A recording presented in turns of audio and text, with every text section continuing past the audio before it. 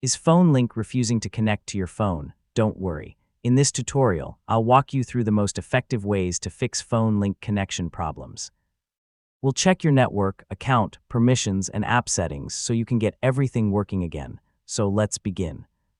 Start by making sure both your Windows computer and your phone are connected to a stable internet connection. Phone link works best when both devices are online. If your connection is unstable, try switching between Wi-Fi and mobile data or reconnecting to your network. Next, confirm that you're signed in with the same Microsoft account on both phone link and the link to Windows app. Using different accounts is one of the most common reasons devices fail to connect.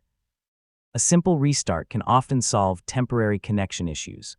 Restart your Windows computer and your phone, then open phone link again and check whether the connection has been restored. Yeah, it's a quick step that's often overlooked. Open the link to Windows app on your phone and make sure all required permissions are enabled.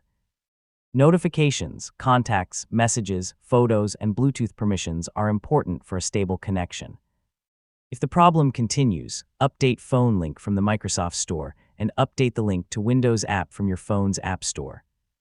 If both apps are already updated, try resetting phone link through the Windows app settings.